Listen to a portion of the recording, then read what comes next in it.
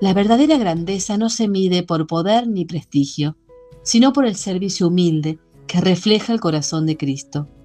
El que no vive para servir, no sirve para vivir. En el capítulo 33, la palabra nos recuerda: quien quiera ser grande deberá convertirse en un siervo. Que esta meditación nos ayude a reconocer que servimos a Dios sirviendo a los demás, mostrando nuestra fe en lo que hacemos.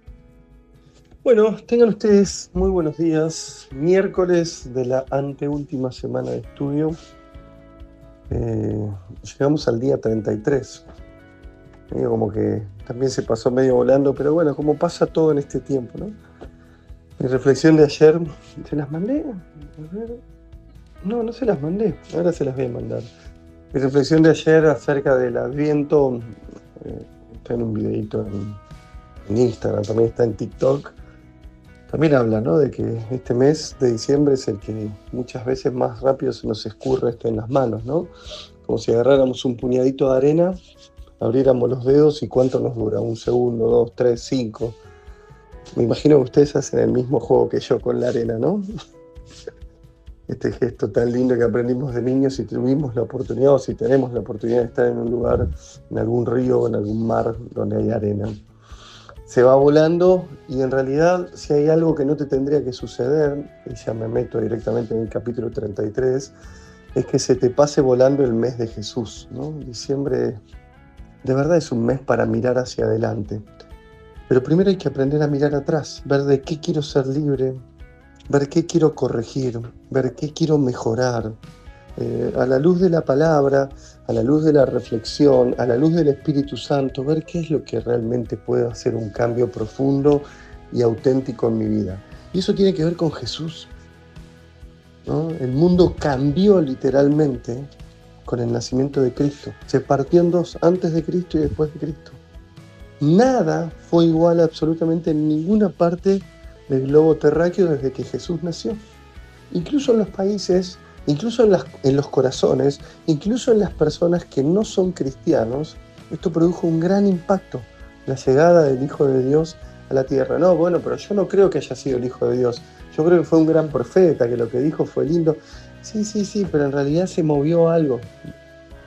Se movió algo. El Espíritu de Dios haciendo nuevas todas las cosas. Y este es el llamado que tenemos a vivir en este camino de preparación a la Navidad. Los católicos le llamamos Adviento. Imagino que en las iglesias evangélicas también se cambian las prédicas, se orientan las alabanzas y las oraciones a vivir el misterio de la Navidad como Dios manda, no en medio del consumismo, no en medio del relativismo, donde todo es lo mismo, no en medio de la euforia de la idolatría, donde mi equipo sale campeón de algo, o donde tal o cual, o voy a tal o cual recital. No. Con la mirada puesta en Jesucristo, aún en la cantidad de cosas que tenemos que hacer en lo cotidiano. Porque también eso es verdad.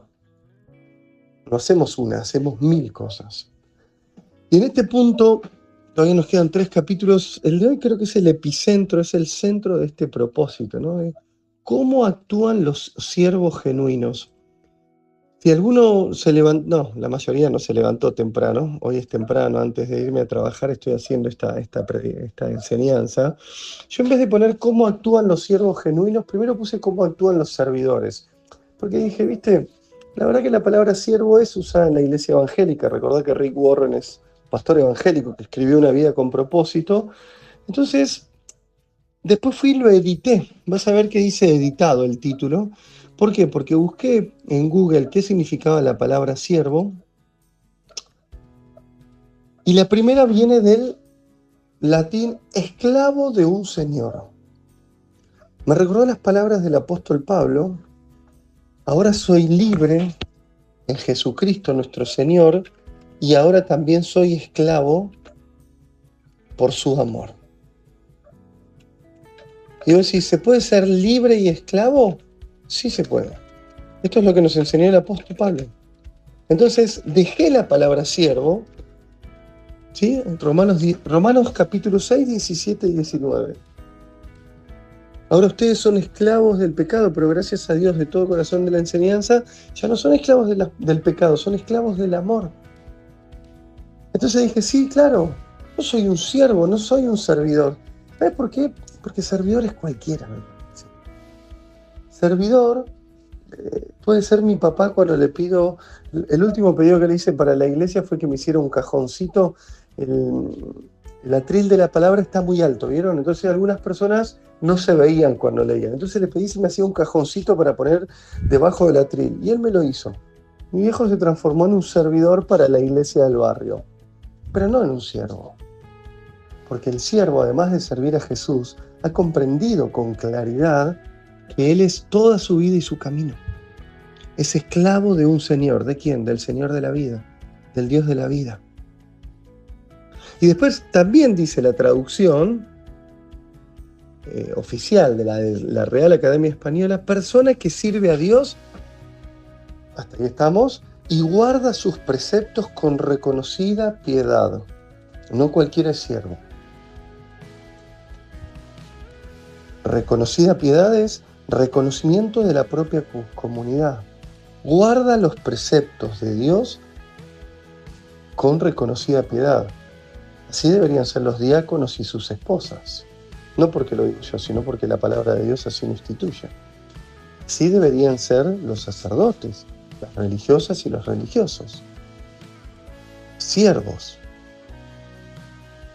¿Por qué? Porque guarda los preceptos de Jesús con reconocida piedad, con reconocimiento comunitario.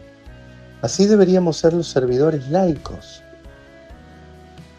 Y acá yo te dejo pensando, muchos de ustedes, yo sé que son muchos, hoy día son servidores de Jesús en la capillita, en la parroquia, en la iglesia, si sos evangélico, en algún lugar. ¿Cómo estás prestando ese servicio? ¿Solo lo haces porque no queda otra? ¿Solo lo haces porque tenés una cuestión de tradición? ¿Lo haces por gratitud? Puede ser. ¿Lo haces porque pones onda con la comunidad?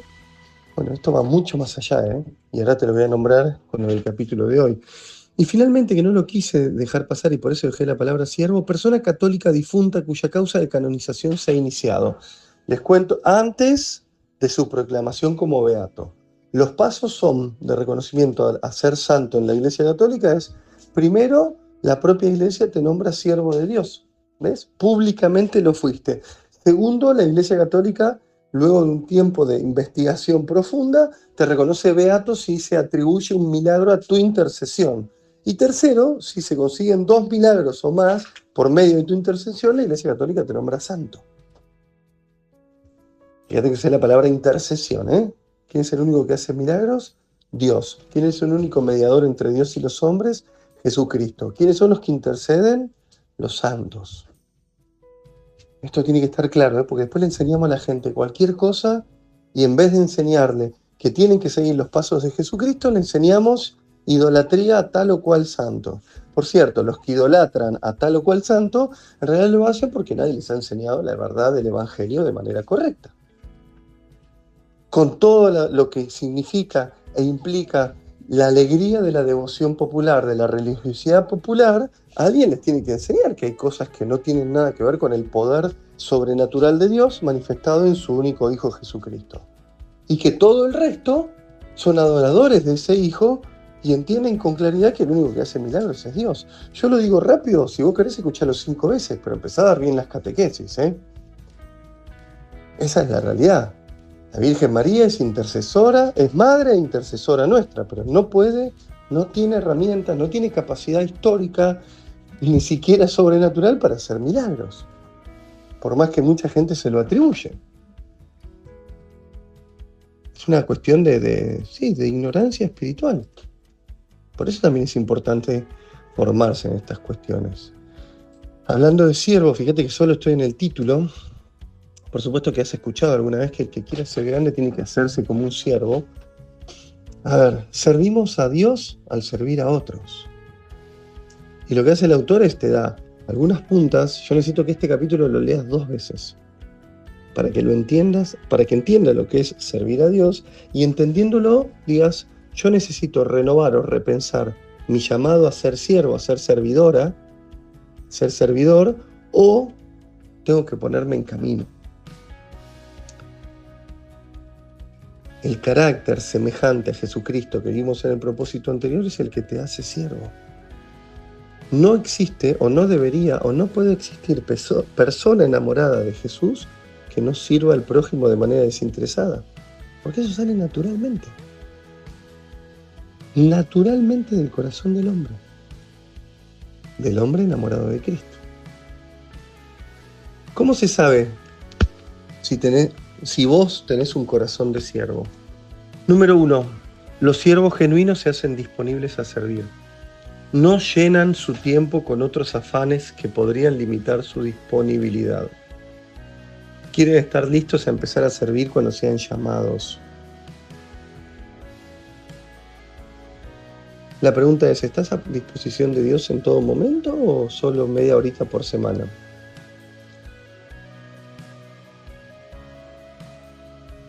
Para pensarlo, ¿no? Las interrupciones por prestar el servicio a Dios. ¿Qué es prestar el servicio a Dios durante el día y hay una interrupción? Y si alguien te está pidiendo un consejo, si tenés gente a cargo, si alguien te está llamando, si alguien te está escuchando, si alguien te está pidiendo que le des una mano, si alguien te está pidiendo una sugerencia. Bueno, disponernos cada mañana, sabiendo que durante el día algo de esto va a suceder, nos debería dar alegría. No nos debería frustrar. Debería traer victoria en tu corazón. Número 2, los siervos genuinos. Fíjate que empieza a aparecer la palabra genuino, una que usa bastante el apóstol Pablo. Insisto, porque servidor se puede llamar cualquiera, pero ser genuino es realmente entender, claramente entender, ¿qué es ser un servidor? No uno, bueno, más o menos, yo soy servidor porque abro la puerta del templo todos los días. Sí, lo necesitamos, pero realmente lo haces con alegría, lo haces con la esperanza de que venga alguien y poder anunciarle el evangelio, lo haces esperando poder servir al Señor para cualquiera que pase por el barrio, poder extenderle una mano. ¿Entendés? Digo, o sea, por eso estamos hablando de lo que hay en el corazón. O sea, después, en el hacer todos los días, lo vamos a hacer.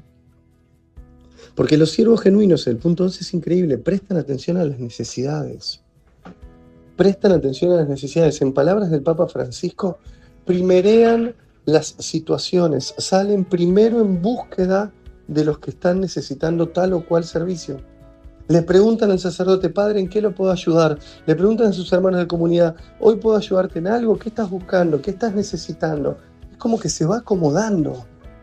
Prestan atención. Cuando tengamos la oportunidad, dijo el apóstol Pablo, esto ya lo leímos anteriormente cuando hablamos de comunidad, tenemos que hacer el bien a todos, especialmente a los de las familias de creyentes, especialmente en tu comunidad, especialmente en los que te bancan en las buenas y en las malas. Número 3, los siervos genuinos hacen lo mejor que pueden con lo que tienen. No tengo mucho más que explicar en esto. Uno de estos días lo voy a hacer, cuando tenga tiempo, cuando Dios me dé las capacidades. Ya hablamos de esto ayer, y antes de ayer. No. Hoy, mañana, en el mismo momento hacen lo mejor que pueden con lo que tienen. Sea poco, sea mucho. O vos te pensás que un sembrador, si se le acabaron las semillas y solo le quedaron 10, dice, no las voy a tirar. Voy a esperar que dentro de una semana voy a ir a comprar. No, hará un rincón y sembrará lo poco que tenga, haciendo lo mejor que tenga. Y luego irá a buscar más semillas y volverá a sembrar. Es muy importante que lo leas 2 veces. ¿Por qué? Porque hay muchos pequeños detalles que hacen a que vos entiendas con claridad que genuinamente tenés que hacer lo mejor con todo lo que tengas. Y el siguiente tiene exactamente lo mismo. Dice, los siervos de verdad hacen toda tarea con igual dedicación.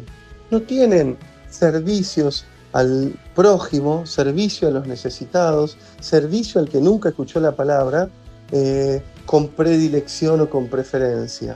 Porque este me escucha, le voy a predicar, pero aquel que no me escucha no le voy a dar tanta atención. No. Porque hoy me levanté mal, me voy a dedicar un poquito menos en este área y en aquella por ahí un poquito más. No. Esto también tiene que ser revelación y ayuda del Espíritu Santo. Fíjate que usé la palabra repensar y renovar, recrear, recomenzar. No puede ser igual que antes,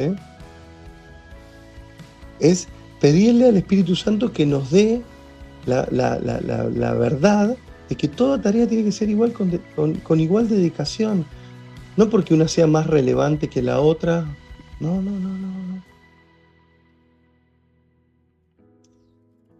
Tiene mucho que ver con esto. Cierro, día 33. Sirvo a Dios al servir a otros. Esto es fundamental, ¿eh? Porque si no perderíamos fuerzas. Si no esperaríamos que los otros nos agradezcan. Si no esperaríamos que alguien nos golpee la espalda. Yo vengo de heridas de mi niñez y de mi juventud donde necesito ser reconocido.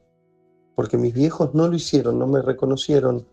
Qué bien lo haces, te felicito, este es el camino. Como no lo hicieron, yo necesito ser reconocido. Si vos necesitas eso, es que no te das cuenta que estás sirviendo a Dios.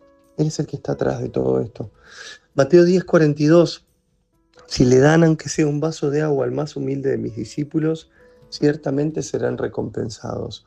Recordá este concepto bíblico que lo habrás escuchado. Si sos fiel en lo poco, Dios te confiará más. Algunos piensan que Dios le va a confiar grandes cosas, pero ni siquiera han sido fieles en lo poco.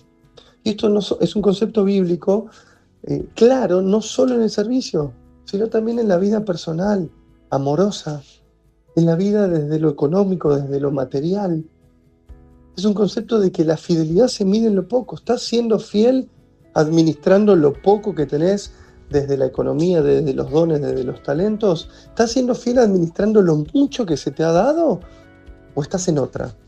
Porque también yo conozco gente, ayer me crucé con 2 personas, que dejan la iglesia porque aún habiendo gustado, probado cómo es el Señor, quieren manejar sus propios parámetros. En su interior necesitan tener el poder absolutamente de todo. Entonces, dejaron mi comunidad, no quieren que yo les esté diciendo, bueno, esto es así, esto es asá, de esta manera, Dios te pide esto, Dios te pide que te entregues, Dios te pide que sanes, Dios te pide que perdones, Dios te pide que seas bueno y generoso, Dios te pide, y vos decís, che, ¿tanto pide Dios? Dios pide en el amor. Porque si vos llegaste al día 33, si hay algo que tenés, es que te has sentido amada o amado. Y estás tratando de crecer en el conocimiento del Todopoderoso, del que te da un propósito, del que te dio nombre, del que te encontró. Por eso a veces no puedo comprender cómo si alguien, habiendo gustado, Salmo 34, prueben qué bueno es el Señor, habiendo probado qué bueno es el Señor, aún así deciden seguir solos en esta vida. El misterio del libre albedrío, ¿no? Seamos justos. El misterio del libre albedrío. El misterio de la libertad absoluta de parte de Dios. Y aún así, aunque hayan gustado cuán bueno es y se hayan ido, Dios los va a volver a estar esperando cuando llegue el momento. El momento llegará. Que Dios te bendiga. Ojalá que le puedas compartir esta buena noticia a otros. Si llegaste hasta el final, yo creo que este día, por eso también te lo recorté, ¿viste? Es un buen día para mandarle esto a los servidores de tu comunidad. Che, mirá cómo era esto que escuché. ¿No? Las buenas noticias se comparten. Aunque no haya leído los 32 anteriores, esto por si llega algún hermano tuyo de comunidad, no importa si no leíste los 32 anteriores. Los puntos que estamos meditando en este día son para cualquier servidor de Jesús que está evaluando cómo le fue en el 2024 y en los años anteriores y cómo servir de mejor manera y a mayor gloria del nombre de Dios a los hermanos en el 2025. Cómo evangelizar, cómo misionar, cómo llevar buena noticia, cómo abrazar, cómo escuchar, cómo predicar el evangelio, cómo renovar la catequesis de niños, cómo repensar y renovar la catequesis de jóvenes, cómo renovar la liturgia para que todos los que se acerquen a la misa se sientan parte de esta gran familia, cómo renovar o cómo conseguir un músico para que toque en mi capilla o en mi parroquia, cómo renovar la catequesis de adultos, que sea querigmática y discipular, como propone la Iglesia hoy en pleno siglo XXI, y muchos ni siquiera entienden qué es el querigma y el discipulado. Te lo enseñé en el 278 de Aparecida, si alguien te lo pide, reenviáselo. El documento de Aparecida tiene 15 años. La alegría del Evangelio, la exhortación del Papa Francisco de la Iglesia en Sarina tiene 10 años, y vos y yo todavía estamos debatiendo cómo ponerla en práctica en nuestras propias comunidades. De eso se trata ser siervo, de repensar absolutamente todo ponerlo en comunión con el sacerdote, con el religioso, con el diácono, con el que esté a cargo de la comunidad, y de ahí crecer para que otros conozcan la buena noticia. Un abrazo. Bendiciones.